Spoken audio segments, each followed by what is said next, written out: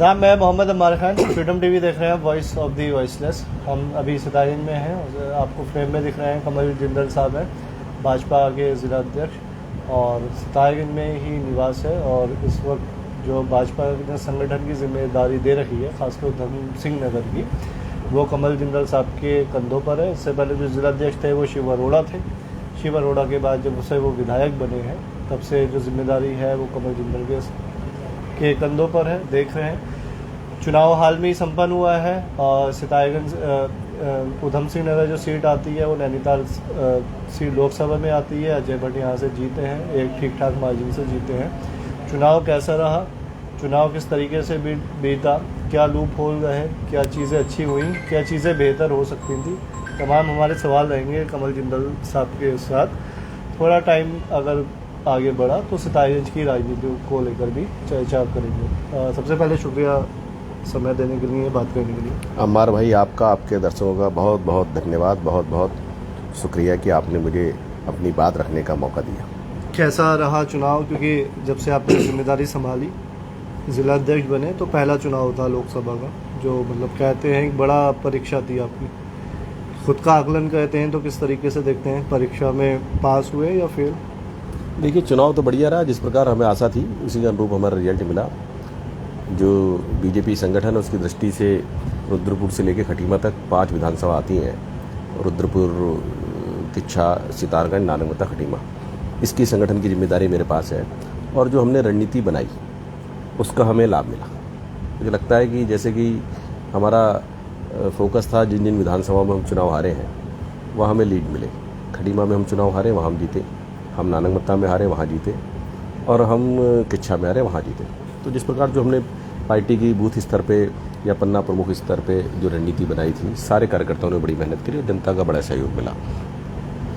कांग्रेस की हार को किस तरीके से देखते हैं? कांग्रेस की तैयारियां नहीं थी या भाजपा के पास रणनीति अच्छी थी, या वो उनके लिए सबसे बड़ा नुकसानदेह चीज़ रही? और कांग्रेस की खासकर राजनीति अब उत्तराखंड में, और मैं उधम सिंह नगर में बात करूँ, सितारगंज में बात करूँ, किच्छा में बात करूँ, किस तरीके से देख रहे हैं? क्योंकि जो मार्जिन रहा अजय भट्ट साहब का था, वो ऐसा लग रहा है एक तरफा ही जीतती। प्रकाश जोशी टिक नहीं पाए। तो आपको लगता है कि टिकट बंटवारे को लेकर जो कांग्रेस की रणनीति है वो काफ़ी विफल रही?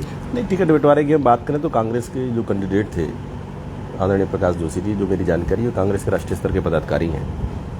लेकिन जो एक तो धामी जी का गृह जनपद होने के कारण लगातार जो उनका जनता से या कार्यकर्ताओं से सीधा संवाद है, और अजय भट्ट जी की सरलता, इन दोनों के कारण मुझे लगता है कि हमें लाभ मिला। धामी जी का मुझे लगता है कि कोई वार्ड में, अगर हम अपने ज़िले की बात करें, वैसे तो प्रदेश की बात कर रहे हैं, मैं जिलाध्यक्ष तो अपने ज़िले की बात करूंगा, हम उधम सिंह नगर के कोई वार्ड का में एक या 2-3 तो ऐसे परिचित मिल जाएंगे जिसको धामी जी व्यक्तिगत रूप से जानते हैं, और व्यक्तिगत रूप से टेलीफोनिक जिनसे उनकी वार्ता हो जाती है।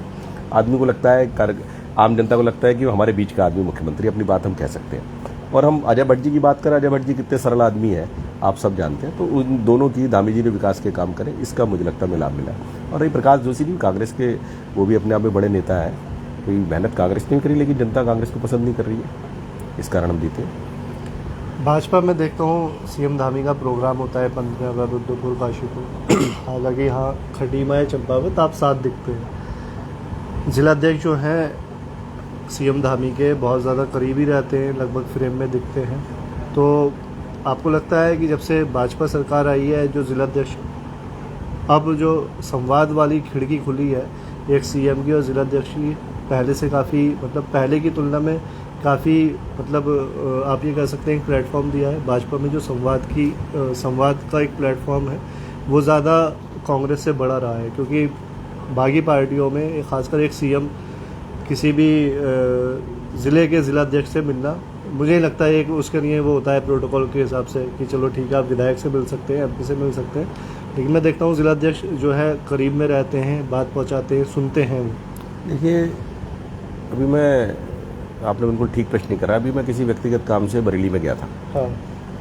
तो मैं वहाँ बैठा था, इत्तेफाक से मेरे पास आदरणीय सीएम साहब का किसी संदर्भ मुझे वार्ता करनी थी, फ़ोन बुलाया था, उससे उठा नहीं, उनका फ़ोन आ गया।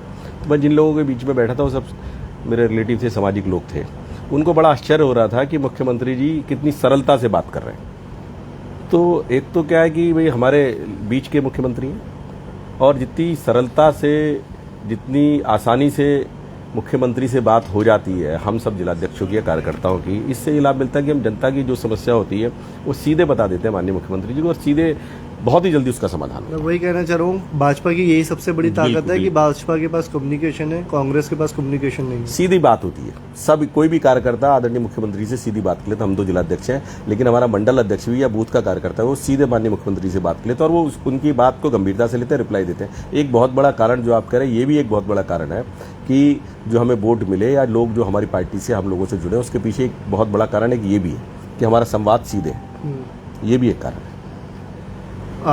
पिछले चुनाव में विधानसभा का चुनाव गुजरा 2022 में, अभी 2024 में लोकसभा का चुनाव हुआ, नगर निकाय के चुनाव भी हैं, सितारगंज में भी चुनाव होना है। उसको लेकर क्या तैयारी है? अभी ओबीसी की सुनने में आ रहा है, ओबीसी की सीट है, क्योंकि अभी तक था जो चुनाव था बड़ा चुनाव था, लेकिन अब जो चुनाव आएगा, आप जिलाध्यक्ष हैं, सितारगंज में रहते हैं, सितारगंज की राजनीति को अच्छे से समझते हैं, तो ये एक बहुत बड़ी चुनौती समझ रहे हैं आपकी सितारगंज का जो चुनाव होगा, और आपके लिए एक बहुत बड़ी परीक्षा है। देखिए, जो नगर पालिका चुनाव हुआ पूरे जिले की, उसकी हमने पूरी तैयारी कर रखी है।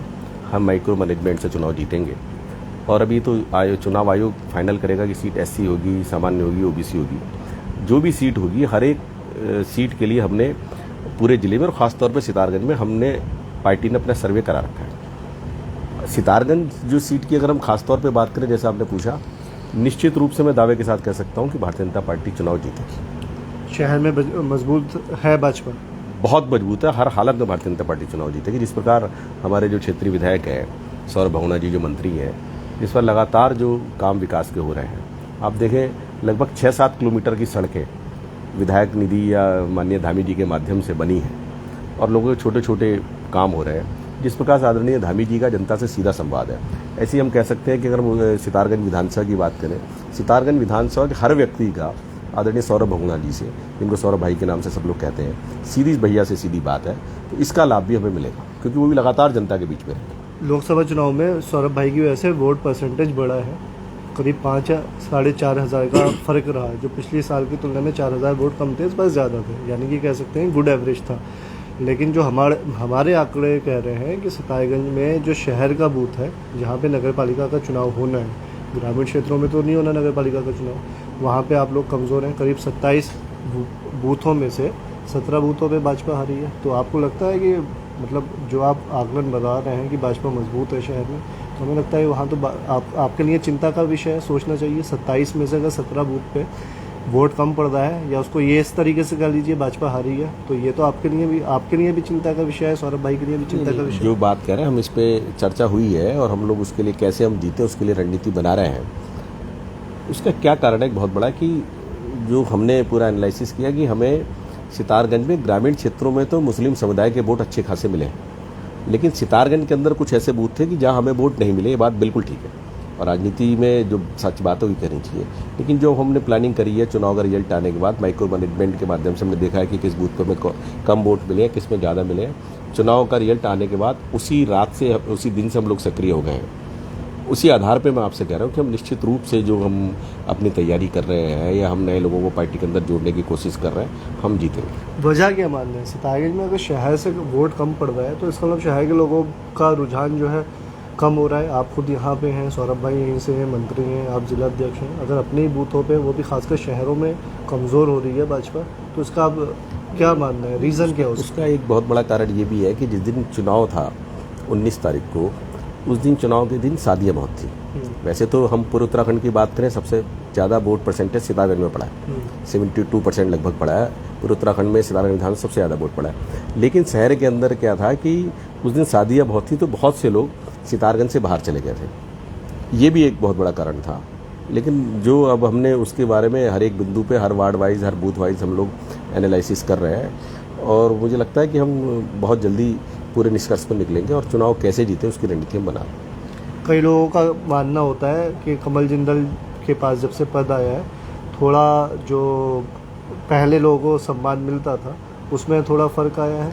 थोड़ा आपको लगता है ये चीज़ें, मतलब लोग कहीं ना कहीं ऐसी देखिए- बातें कह देते हैं। देखिए उसके तो पीछे लगता है जहाँ जिन आप- लोगों को से आप पहले थोड़ा झुक के मिलते थे, आदर करते थे, वहाँ थोड़ी कमी आई देखिए है। ये- लोगों को एक ये मैसेज गया है, देखिए लोग ये मतलब कुछ भ्रमित कर रहे हैं लोग, या कुछ अदेशियां शक्तियां हैं जो कमल जिंदल के खिलाफ एक, देखिए बात कह रहा है, क्योंकि आप बोलेंगे तो मुझे लगता है मैसेज जाएगा। देखिए पद मिलना ना मिलना एक बात की बात है।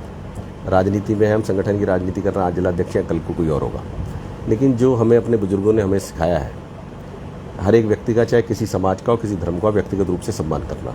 मैं ये कोशिश करता हूँ, क्योंकि मेरे परिवार वाले इस बात को नोटिस करते हैं, वो मुझे टोकते हैं अगर मैं कहीं कोई गलती करता हूँ। बाजार में मेरे 5-7 ऐसे मित्र लोग हैं जो गैर राजनीतिक है, वो भी मैं उनसे भी समय समय पर सलाह लेता हूँ। और ये तो अब राजनीति है, राजनीति में दोस्त भी होते हैं, दुश्मन भी होते हैं, वो जबरदस्ती अफवाह फैलाने का काम करते हैं। ये बात बिल्कुल ठीक है कि भाई जिलाध्यक्ष चुनने के बाद सितारगंज में मैं कम रह पाता हूँ, क्योंकि मेरे पास पूरे जिले की जिम्मेदारी है। लेकिन ये बात बिल्कुल सरासर गलत है कि मैंने कभी किसी के सम्मान में कमी करी हो, चाहे वो किसी भी राजनीतिक पार्टी का आदमी हो, किसी धर्म का आदमी हो। मैं निश्चित रूप से बात कह सकता हूँ, ईश्वर को साक्षी मान के कह सकता हूँ कि मैंने कभी भी किसी के सम्मान में कोई कमी नहीं की, और ना मैं भविष्य में करूँगा।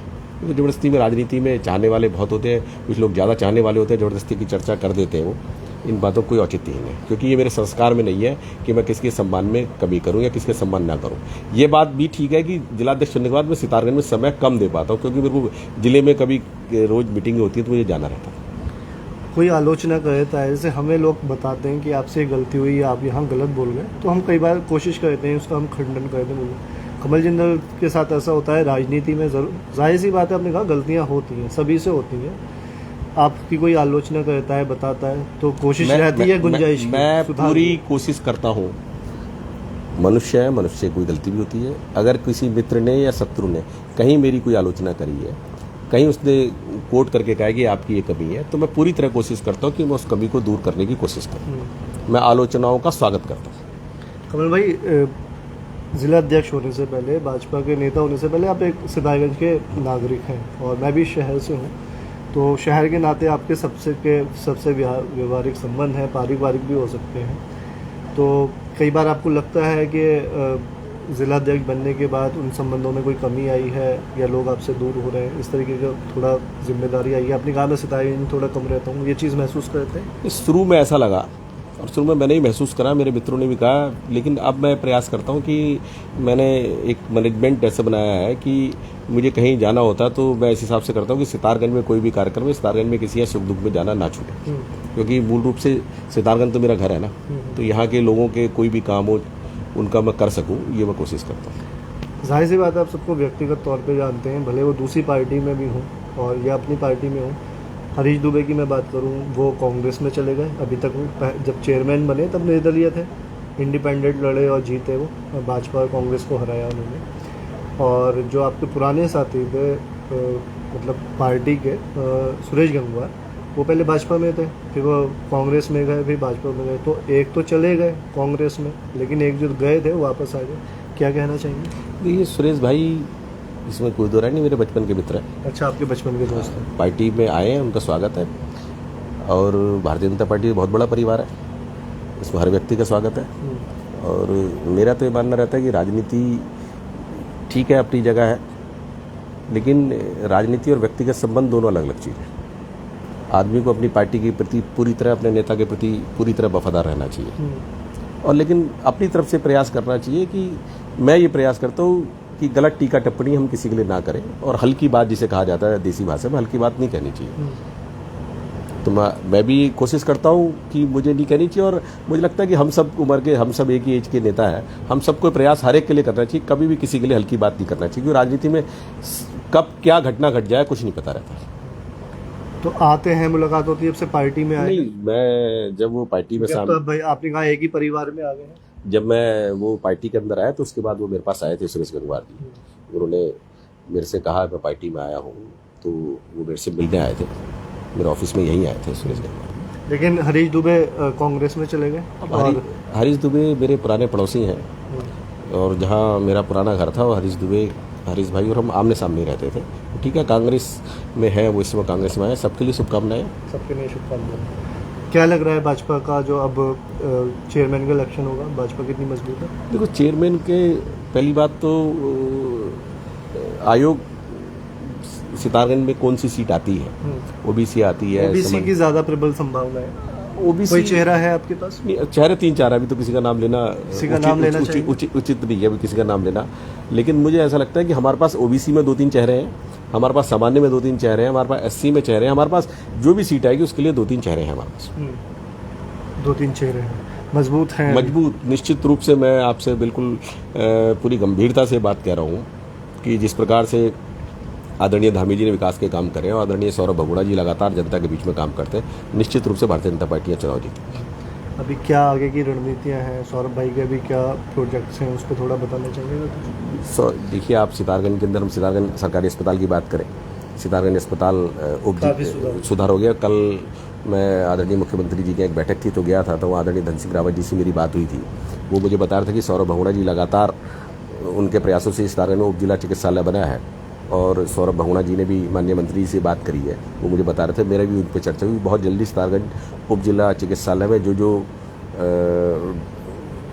नियम के तहत जो डॉक्टर रहते होंगे वो बहुत जल्दी सितारगंज अस्पताल में आ जाएंगे। सितारगंज अस्पताल में एक्सरे मशीन लगी गई है, अल्ट्रासाउंड भी हमारे यहाँ चालू हो गया है, और इसके बाद जो भी ईसीजी की मशीन या एमआरआई की मशीन जो भी होगी सरकार की तरफ से कराएंगे। सितारगंज के अंदर रोडवेज बस अड्डा आपने देख लिया है, डिग्री कॉलेज हमारे यहाँ बनी गया है, और मुझे लगता है कि पूरे प्रदेश के अंदर जो मेरी जानकारी है कि जितनी जल्दी से सितारगंज डिग्री कॉलेज के अंदर स्नातक की और एमए की क्लासें चालू हुई हैं, इतनी जल्दी कहीं नहीं हुई है। सितारगंज हम इंटर कॉलेज के अंदर मिनी पार्क बना रहे हैं, तो ऐसे ही बहुत विकास के काम हो रहे हैं। और सितारगंज में मेरे को ऐसा लगता है कि कोई भी गली ऐसी नगर की खासतौर पर नहीं बची होगी जो पक्की नहीं बनी होगी, और जो नहीं बनी है वो उसका एस्टीमेट बन गया होगा, हम लोग बनवा रहे हैं। लगातार हमारी पार्टी के कार्यकर्ता, चाहे पार्टी के कोई भी कार्यकर्ता हो, मंडल अध्यक्ष हमारे, सब जनता के बीच में और जनता का काम हो रहा है। हम मंडी के माध्यम से हमारे यहाँ बहुत काम हो रहे हैं, भाई विधायक निधि से हो ही रहे हैं, शासन से मुझे लगता है कि जितनी योजनाओं के लिए तेजी से सौरभ भाई बढ़िया प्लानर और नई नई योजनाओं के लिए पैसे लाते हैं, खूब काम हो रहे हैं, कहीं कोई दिक्कत नहीं। एक आखिरी सवाल और बड़े स्पष्ट रूप से मैं पूछ रहा हूँ, और मुझे लगता है पूछ लेना चाहिए। अगर मैं शायद ये ना पूछूं तो मुझे लगेगा मैं अपने पेशे के साथ ईमानदारी नहीं कर रहा हूँ। सितारगंज में प्रोग्राम हुआ, पोखरिया जी आए, उन्होंने एक हिंदू मुस्लिम वाला बयान दिया। हालांकि वो चीज़ साल भर हो गया उस बात को, 8-9 महीने आप उस मंच पे थे। पहली बात तो ये था, आपको मंच पे होना मतलब आवश्यक था वहाँ पे, या यह अचानक से चीज़ें हुई? और अगर इस तरीके से आपकी पार्टी में बयान होते हैं, हिंदू मुस्लिम को लेकर बयानबाजी होती है, आप उन चीज़ों का समर्थन करते हैं? क्योंकि यूपी का भी आपने चुनाव देखा कि बयानबाजी के बाद जो भाजपा 80 सीटें होने का दावा कर रही थी वो 40 पे भी नहीं पहुंच पाई।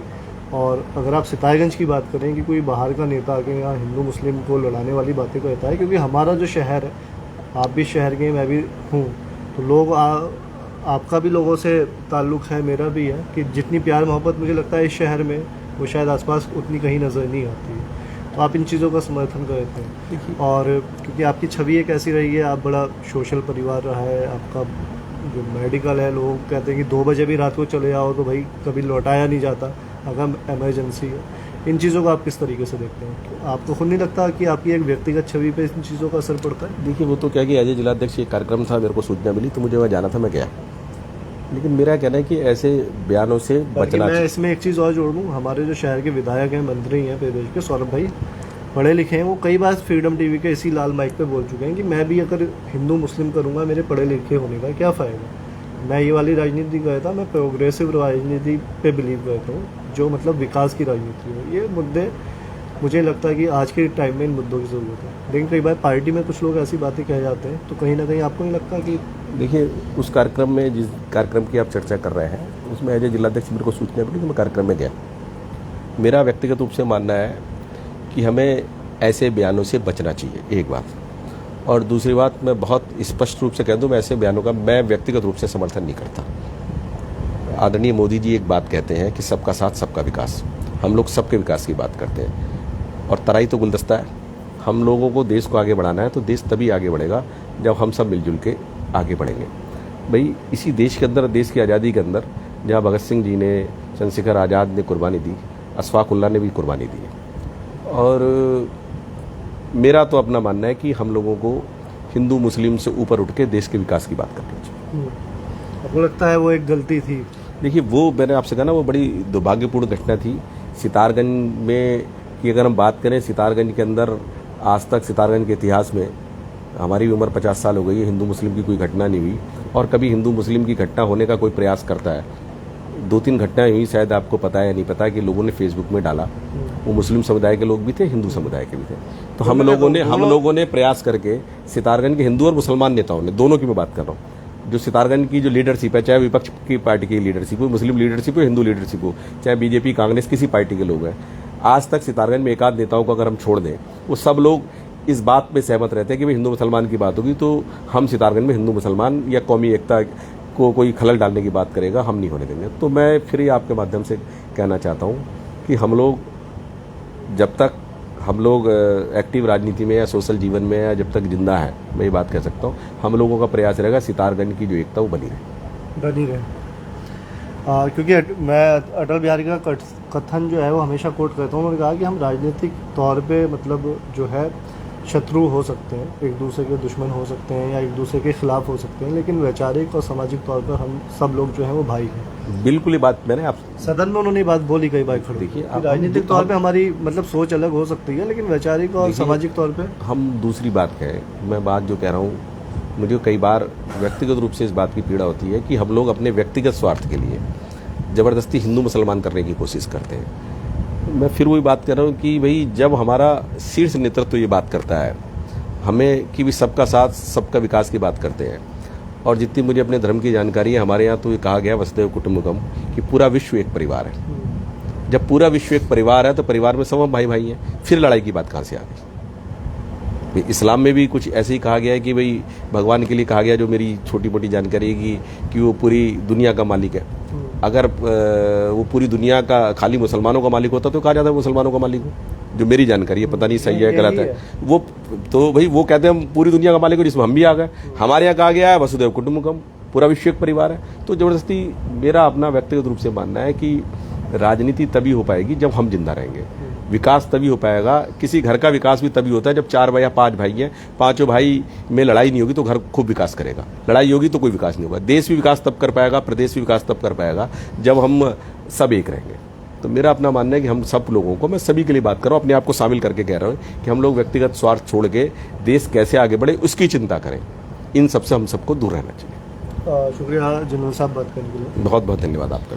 तो आप कमल जिंदल साहब को सुन रहे थे और एक ये अच्छी बातचीत हुई, और ये ज़रूरी इसलिए भी है कि मेरे ख्याल से हमारी 3 या 4 महीने बाद कैमरे पे बात हो रही है, फ़ोन पे हम अक्सर हमारी बात होती रहती है, राजनीति पर चर्चा होती है, लेकिन ये अच्छा है स्पष्ट रूप से उन्होंने ये चीज़ें कहीं, कई चीज़ें उन्होंने स्वीकार की, और उन्होंने कहा कि जाहिर सी बात है कि हम सब इंसान हैं, हो सकता है हम राजनीति में हैं तो हमेशा हर फैसला सही हो, कुछ चीज़ें गलत हो जाती हैं, लेकिन ये चीज़ है कि कई बार कोई हमें समझाने की कोशिश करता है तो हम उस आलोचना को एक्सेप्ट करते हैं, मानते हैं। उन्होंने कहा क्योंकि जब से मैं ज़िलाध्यक्ष बना हूँ तो शहर में कई बार कम टाइम देता हूँ, जाहिर सी बात है जिम्मेदारी आई है पूरे ज़िले की, लेकिन कोशिश यही रहती है कि सबसे व्यक्तिगत रूप से मिला जाए, जहाँ कमियाँ हैं उन्हें दुरुस्त किया जाए।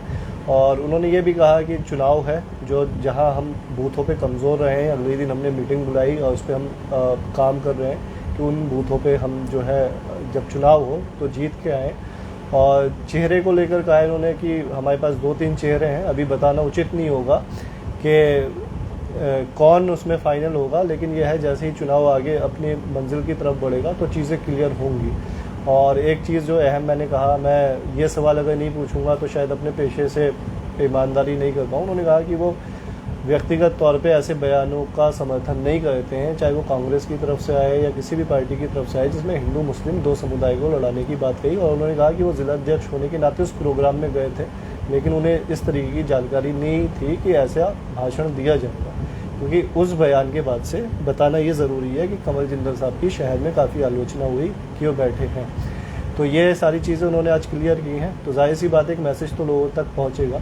तो कोशिश यही रहती है फ्रीडम टीवी की कि जो शहर में चलती चलती अफवाहें हैं, आरोप हैं, प्रत्यारोप हैं, जिस इंसान के लिए भी हैं वो वहाँ तक पहुँचाई जाए, बात जो है क्लैरिटी आए और एक संवाद की जो खिड़की है वो खुली रहे। तो आप जिलाध्यक्ष कमल जिंदल साहब को सुन रहे थे, बने रहिए फ्रीडम टीवी पे। कैमरामैन हाइस के साथ मैं अमर खान, सितारगंज।